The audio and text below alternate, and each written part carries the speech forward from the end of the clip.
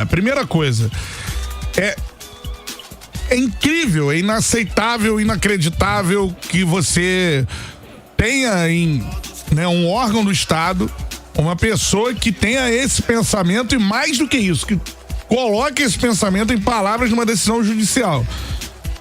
A primeira culpa da falta de segurança, vamos botar assim, ou da violência gerada por uma comunidade no Brasil é do poder público.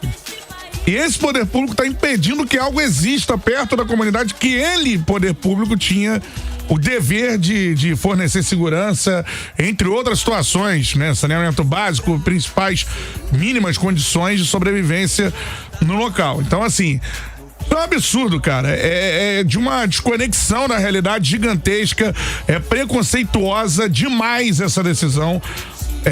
Na minha opinião, é preconceituosa demais essa decisão. E, cara, principalmente preconceituosa, antes de a gente falar de futebol, com as pessoas que residem na barreira do Vasco. Daí pra frente. São trabalhadores, pessoas que, cara, são muitas vezes esquecidas pelo poder público numa forma de atendimento, de fornecer as principais condições pra pessoa que mora naquele local. Pessoas que vão atrás das principais condições de sobrevivência. Então, ralam demais, é muito trabalho. E ainda tem que ouvir isso de um cara que tá engravatado, meu irmão, que não tem a menor convivência com a sociedade do Rio de Janeiro. O que esse cara vive, irmão? A gente vive no Rio de Janeiro, cara. O Rio de Janeiro, ele tem motivo de ter muito mais orgulho das comunidades do que de ter uma situação de vergonha de comunidade. Não é isso, não. Então, assim, o principal problema aí é um preconceito contra os moradores da barreira do Vasco e de qualquer outra comunidade no Rio.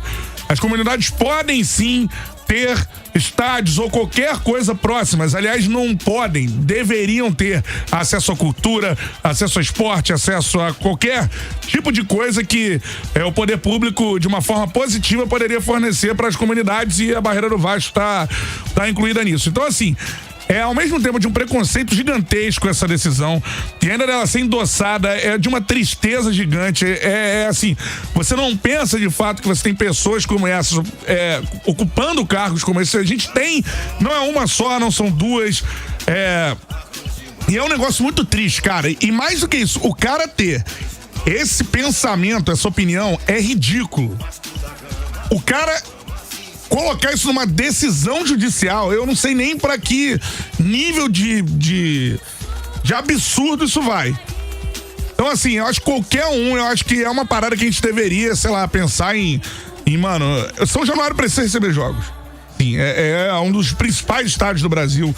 É um estádio que a torcida do Vasco tem orgulho demais por ter construído o estádio. E mais do que São Januário ter que receber jogos, agora era a hora do poder público, de diversas esferas, fazer ações na comunidade, na barreira do Vasco, né? Não, a barreira do Vasco é muito violenta. Por que é muito violento? Porque o poder público não tem a capacidade de fornecer segurança para as pessoas que moram lá. Não é para torcedor em jogo, é para as pessoas que moram lá, primeiramente.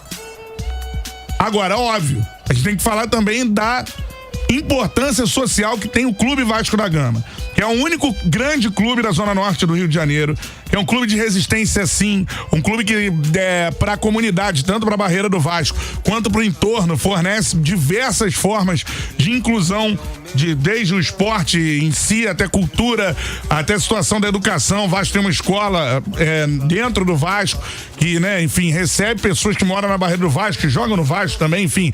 É um clube diferente, um clube de uma torcida única. Então, primeiramente, só queria ressaltar o desrespeito às pessoas que vivem na barreira do Vasco, que parece que são, ao ver desse senhor, selvagens, né? É assim que ele trata. E são pessoas trabalhadoras e que a gente tem que ter muito orgulho de quem reside ali.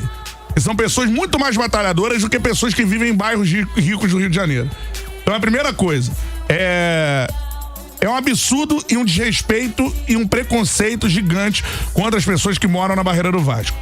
Segunda coisa é um desrespeito, obviamente, contra esse gigantesco clube Vasco da Gama, orgulhosamente da Zona Norte do Rio de Janeiro, orgulhosamente com o estádio construído pelos próprios torcedores, orgulhosamente que apoia pautas de inclusão, orgulhosamente que recebeu os primeiros jogadores pretos da história do futebol do Rio de Janeiro. A gente tem que falar sobre isso tudo. Eu acho que era pra se revoltar cada um que compõe o futebol, jornalista, jogador, técnico, todo mundo, e pra fazer com que o Vasco volte a jogar lá. Tem que ser necessário uma revolta em conjunto do meio do futebol. O Vasco não pode deixar de jogar em São Januário. O Vasco necessita jogar em São Januário. Se a gente não tiver o Vasco jogando em São Januário, o futebol está cada vez mais rapidamente no Brasil, de uma forma cultural, esportiva, indo para uma morte como peça cultural do nosso futebol de fato. Então, assim, querem matar o Vasco, e isso é ninguém que gosta, que admire, que trabalhe com futebol deve deixar acontecer. Eu acho que é necessário uma revolta do meio do futebol contra essa decisão. Não é só do Vasco, não. Do meio do futebol contra essa decisão. Essa é a minha opinião.